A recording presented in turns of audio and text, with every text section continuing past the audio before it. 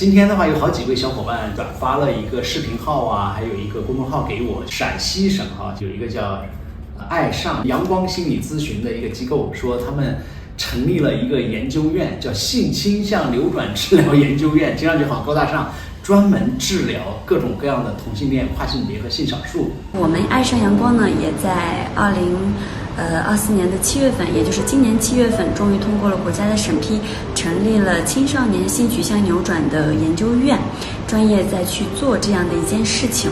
我今天就是以一个家长的身份拨打这个心理研究院的电话，我想听一听他们到底是用什么样的方法来所谓的治疗我们性少数人群的，大家可以一起来听一下他们到底是怎么说的。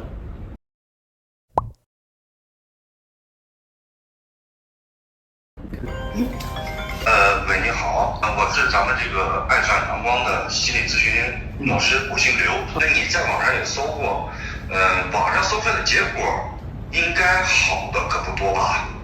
应该是男孩，他最近有没有交男朋友啊？没带回来。开玩笑，那怎么能够说带回来？要是不接受，他肯定不会带回来的。你们现在想要做的是要扭转你儿子这种性取向的观念，对不对？如果有办法的话，我们肯定是有的。您是做什么工作的？我就是自己做一点小生意。你爱人呢？他是当老师的。哦，当老师的。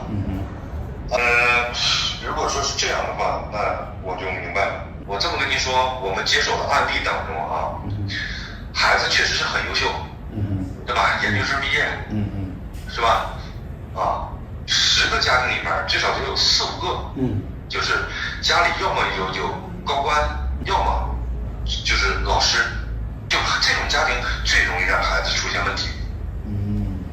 还有一点，我问一下，你觉得你儿子这个性取向这个事情是因为什么给他造成这样的呢？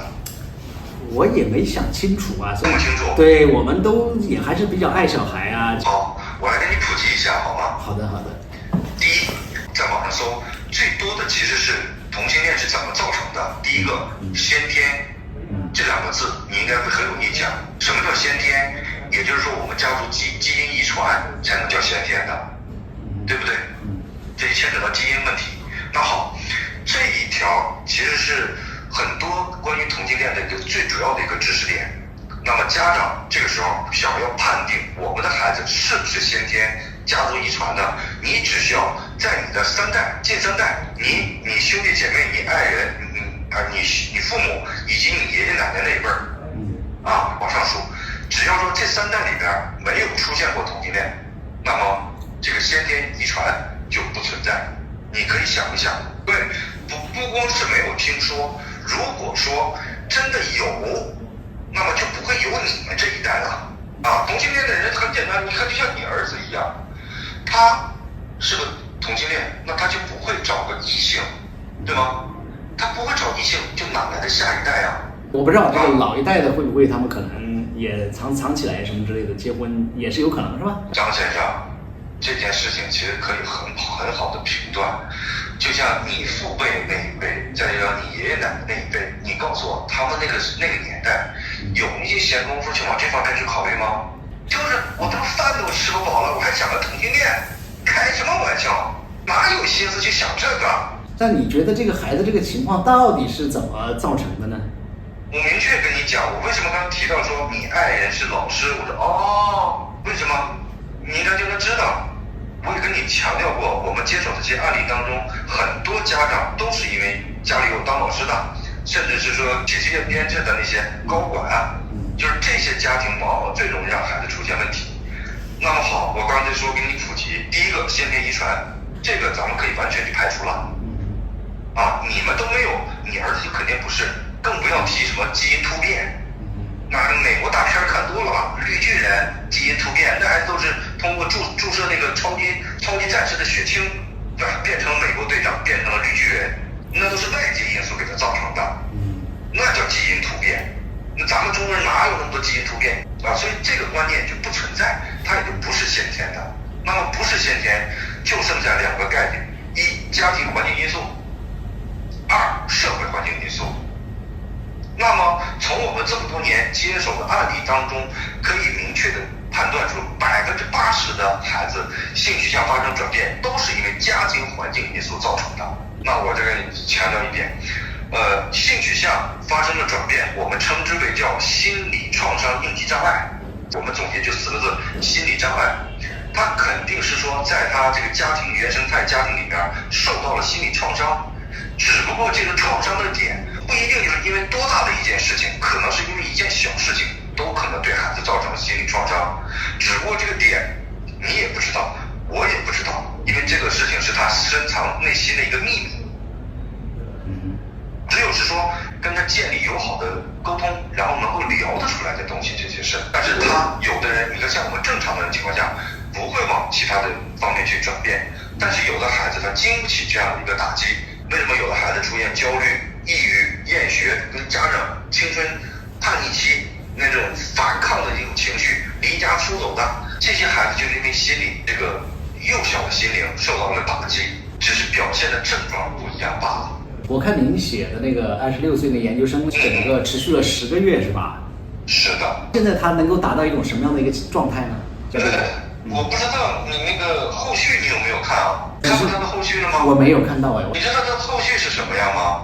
不知道。他现在因为也参加工作了嘛，经过这10个月疗愈，前段时间不七夕节嘛，现在已经主动开始喜欢他之前的一个同学了，完全不再想男生了，就想找女人，然后跟我们的那个专家老师去反映了，说我怎么能够跟他表白？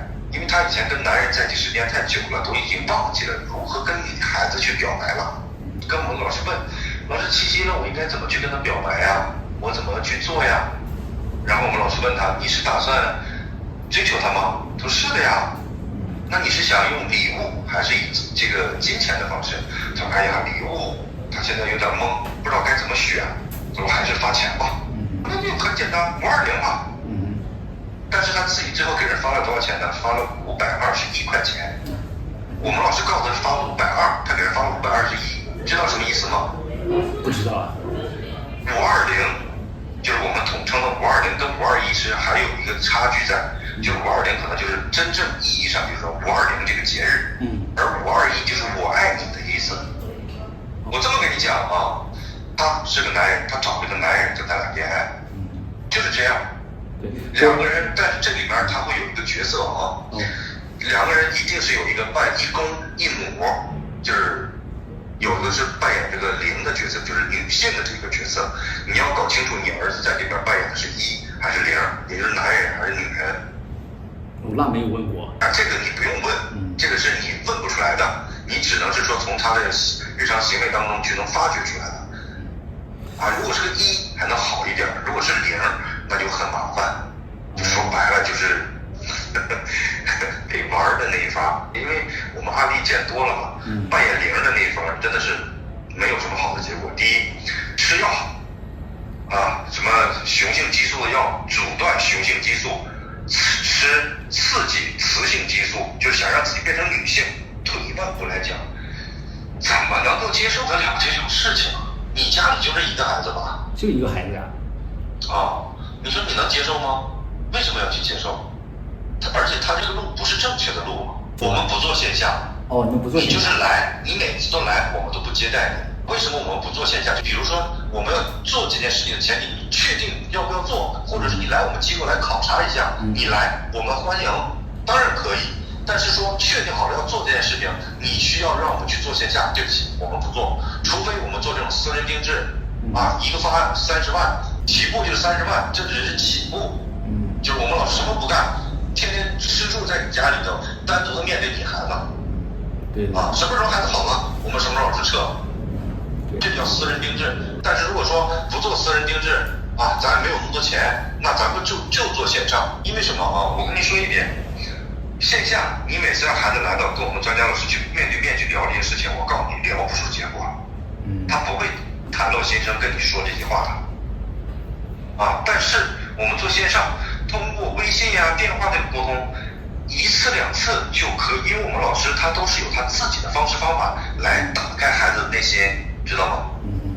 基本前3次左右，完全就可以把孩子的内心世界给你找到，打开他，他就会毫无保留的把他所有的心事全部都说给我们老师听。如果是线上的这种情况的话，通常下来费用大概在什么样一个情况呢？要是做线上的话就便宜了像你孩子这种说10个月左右的时间，大概也就45800块钱，就是你一次交费，这10个月你想什么时候沟通什么时候沟通，只要我们老师双方彼此都有时间，咱就可以约。相比之下，跟一个孩子的后半生来比，这都算毛毛雨吧。是咱们这个一般用什么样的这个我们叫手法呀？你们这个心理行业一般怎么用的？叫什么流派吗？不，我们不玩套路，没有什么套路，也不做什么暗线，明确的跟你讲。首先第一点，我们先来教你跟你爱人，你们也不用再去推卸责任了。我们老师呢，专家老师听好啊，这是我就给你具体的方案。第一步，我们称之为叫家庭指导关系，会有一个专家老师专门对你跟你爱人，从你们的身上去详细细的了解到孩子的整个人生，就是从出生到现在到底是怎么回事这个事情因为必须得从你们身上才能了解得到的这样的话也大部分就可以掌握到孩子的信息了。好，我们前期是先不对接孩子，教你跟你爱人如何去跟孩子重新去沟通，这叫家庭指导关系，这是第一步。第二步，我们才会去对接到你孩子，这个时候会有一个老师来对接你儿子跟他讲4步，第一步叫行为认知，第二步叫创伤修复，第三步叫精神支持，第4步叫脱敏。我只能给你讲大概因为具体做那就得按照计划来去做，我要再跟你讲多了你可能也吸收不了这5套方案5个步骤是我们这么多年所总结出来的一个最有效以及最实际的一套科学的方案。我们研究院也给我们提供的方案跟这个我们这总结出来的基本上是一模一样的。你们研究院主要是研究这一块是吗？这主要就是研究这个的，因为你不在我们这个行业你不知道。我们现在接触这个行业这么多年，尤其这2年你会发现青少年包括成年人这些性取向转变越来越多了，特别的多，尤其是像孩子14、15岁就开始性取向了，就有问题了。国家其实也会发现这些问题的，所以成立研究院干嘛？成立研究院的初衷就是因为一定要把这个东西给你研究透，怎么能真正去帮助这些孩子正确的做这些心理疏导。我查了一些资料，就是现在因为国外确实还是有一些30多个国家可以结婚嘛，对吧？好像是这样一个情况嘛，所以当时你是讲同性结婚是吧？对。不，没有30多个。我跟你讲，现在法律上承认的，我们中国台湾去年9月份成立的新法案允许同性恋结婚。然后英国其实他没有明确表现出来，但是也会有一部分的人是可以的。英国也是分地区，美国也是分地区，加州这个前2天刚刚出台的这个法律允许同性恋。加拿大这个国家只有温哥华允许同性恋结婚，就受到法律保护的。这就是我们所知道大概就这几个国家可以允许，其他的其实还是不允许，只是人家不排斥这个东西罢了。因为孩子也是跟我们讲，他说2001年的时候说精神障碍分类标准就把同性恋从这个精神障碍当中拿掉了，说这不是病。不是从2011年，是从1999年。99年我们国家就把这个性取向这个从心理咨询科去病理化，就不归他们管了。其实不是说不规定怎么着，而是不归心理咨询科管了，仅此而已。但是没有说同意他们，而且很简单，你从法律上就能看得出来，就不允许你去登记结婚。而且现在社会也是不接受的。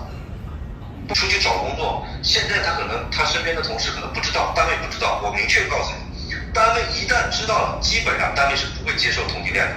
你自己去随便去问，基本上每个正规的企业来讲他不会允许有同性恋出现的，他肯定不愿意，变着法在这给你劝退的，让你离职，这不允许的。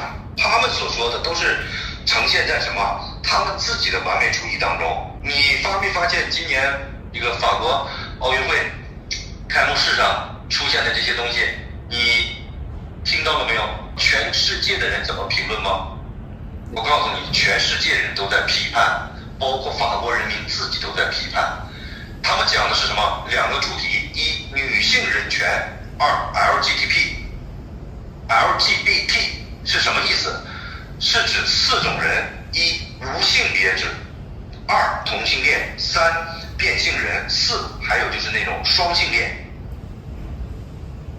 LGBT 这是这4类人，他们这次奥运会开幕式的主题就是这4种人，需要给他们人权。还有一个就是女性主义，他是阐述这2个观点。所以当时法国人都懵了，你他妈搞这些他自己人民都不敢接受的事儿，全世界人没有人接受的。现在同性恋的人群他们已经形成了一定的组织，他们的组织后背是有资本主义在推波助澜。你会发现你自己在你的手机上就可以看得到啊。咱就讲男同嘛，不是有女同。男同有个软件，交友软件 APP 叫小蓝，你自己去搜一下就知道。在那上面注册人数达到2亿人，而且这个小蓝这个 APP 它在美国是上市的，为什么不在中国上市？因为中国绝对会干死它的，它就叫资本主义。为什么它会提供这个东西？就像同性交友软件，你自己下载一个，然后你注册一个，你只要完善你的资料，立马就会有男人去约你，就这么快。你注册完立马就有人去约你，约吗？哥哥，晚上咱俩出去约一下，就这样。你说你儿子如果说手机上有这么个玩意儿，害不害怕？资本把别人变成同性恋，他能得什么好处？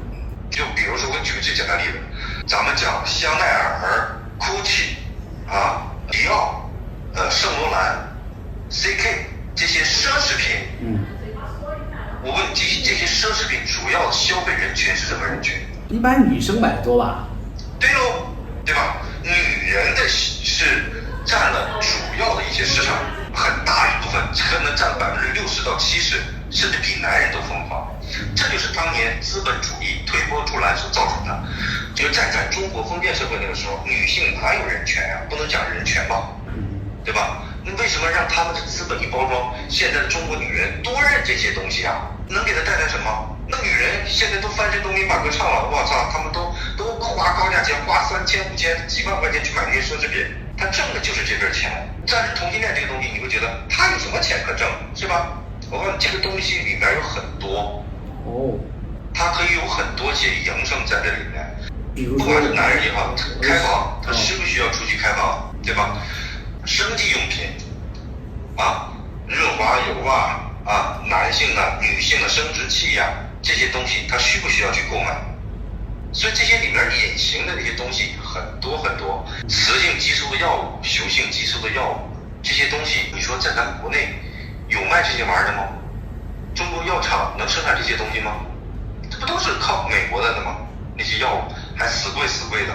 同性恋就中国古代不是也有吗？哈，说这个也有嘛，对吧？没错，我跟你说个人，汉高祖刘邦，其实他就是个同，他不能叫同啊，其实他是正常的，但是他后到他在位的后期，他有个男宠，那个时候我们不叫同性恋，叫男宠，养了个男宠嘛，就是供他玩乐的。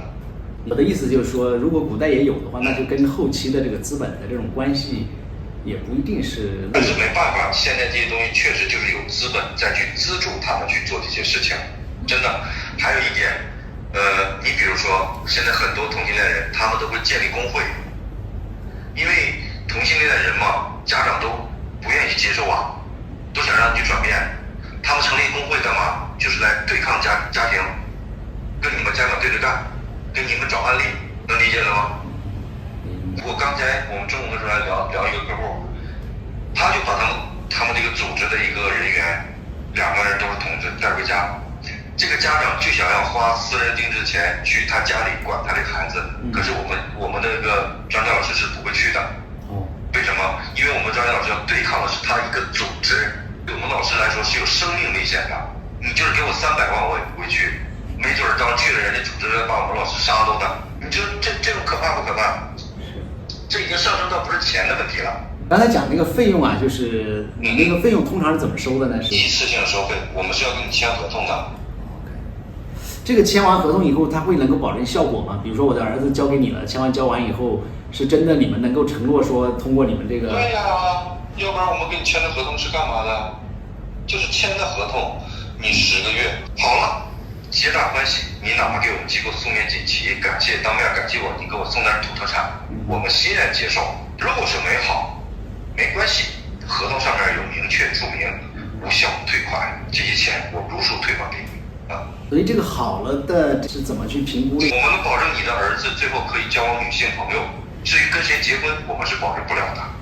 这够了吧？就像你刚刚看的那个案例，他追求女生了，那我问你，这算不算是他一个正常了？10个月里面，你其实都可以看到你孩子的改变，这些东西你自己可以看得到。小孩原来讲过，说他看到女生呢没有生女的没有生理反应，所以咱们孩子一样，就是心理障碍。他心里头那个阴影你没有消除，你就是找个漂亮的女姑娘脱光站在面前，他是硬不起来的，他心里面就抵触这个东西。咱们这个10个月之后，小孩看到异性，他在交往的时候是有反应的，你觉得他能够有生理反应这个指标哈？对喽。再一个，他已经这么大人了，他对男对女的那种喜欢，其实他现在只是说认知程度不够，以及他心里的那个结打不开，就是心病打不开而已。你真正给他打开了以后，对吧？为什么说你看，这还是刚才那个例子，我跟我媳妇儿，她老不配合我，最后我对她都失去了兴趣。可是你这个时候在外面突然找到一个非常妖艳的女人，跟你非常迎合，你告诉我，你有没有那种生理反应？咱俩都是男人，这个你应该最清楚的，对不对？性别不一样了，他们喜欢同性的话，你给他换成了异性，他说他是没生理反应了，一样的。其实就还是他不是因为跟男跟女，他主要还是因为心理的一些问题。说白了，你说他跟男人是不是也就那点事儿？生理上是不是就那点事儿？对吧？女跟女人也就是那点事儿吧。他只是说真正没有体会到这里面其中的一些乐趣也好啊，还是关系也好，他是没有体会。你真正的给他梳理明白了，要不然你看我给你提到4个点，叫行为认知。什么叫行为认知？这个里边就包含着一点，就是对异性的什么叫做喜欢，什么叫不讨厌，以及对同性之间的一个关系到底是怎么样，这个叫行为认知。第2个创伤修复我就不给你讲了啊。第3点叫精神支持。什么叫精神？他现在所有的精神都放在了男人身上，女人能够给到他什么样的一个精神支持？对于他来讲，因为他对女性的认知程度可能是不够。我从这个层面啊，其实我就能想象得到，你孩子为什么对女人不感兴趣？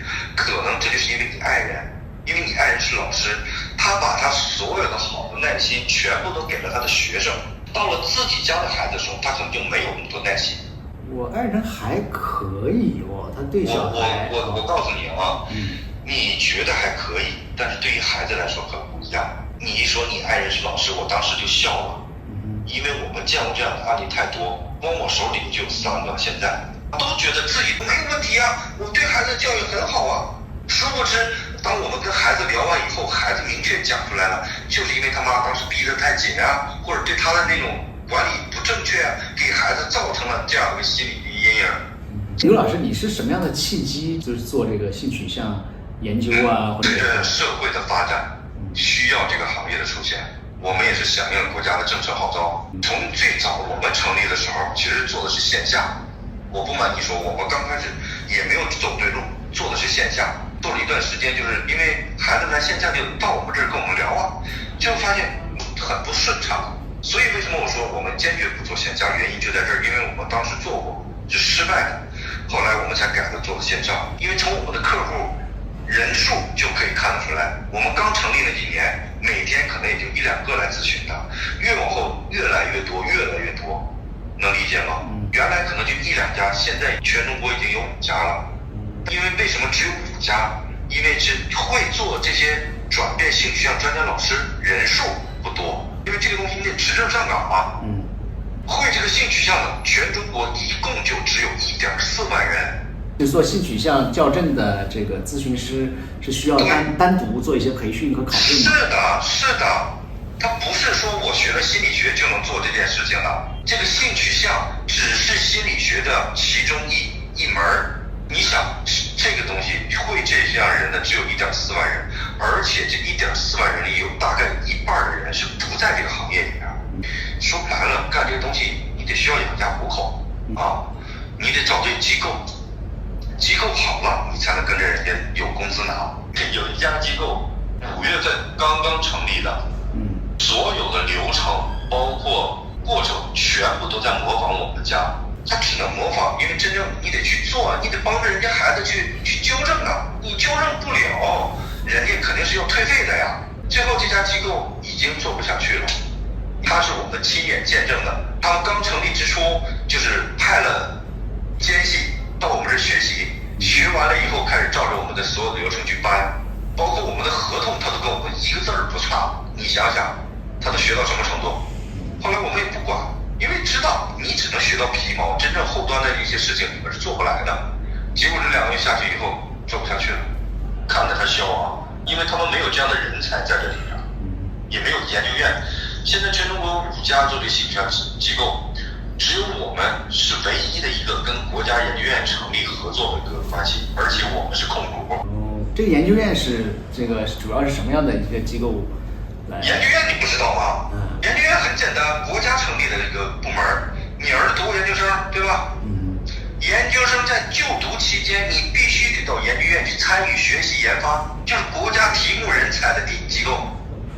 提供什么样人才？你必须在你所学的这个领域上有着突出贡献的。我们的研究院就专门研究这些青少年的一些心理性取向，有导师有院长都在，都是一样的。而且这个研究院不是你私人机构能够成立得了，必须得是由国家来去成立，然后可以跟民营机构去谈合作，但是这个民营机构它也得去筛选，不是说你想合作就能合作的，就跟国家去就说白了就是搞联合的话，你想想你得有什么样的背景，能理解了吧？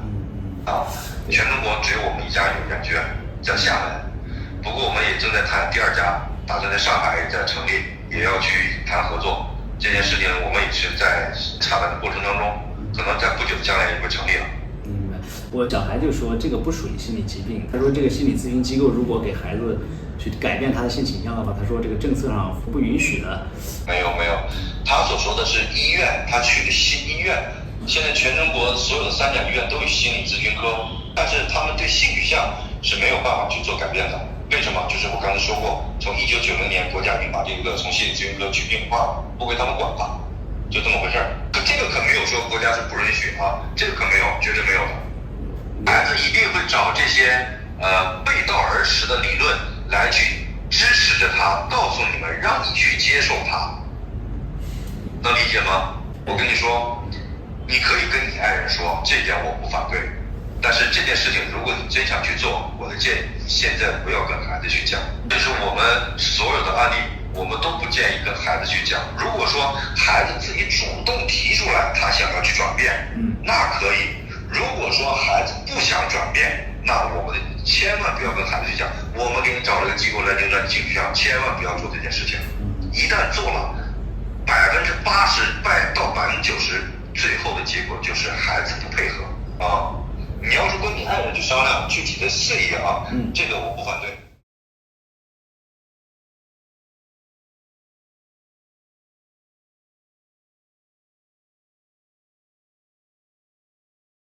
我觉得最重要的是行动。就很多人他其实看了之后吧，他们就说这种人太多了，我们就不管啊。既然他是一个公共的发在网上的，那我们就应该去跟他对话。我觉得这个是行动去跟他沟通，你是用什么方法弄的？让他自己把他自己那套给我胡说八道的东西暴露出来。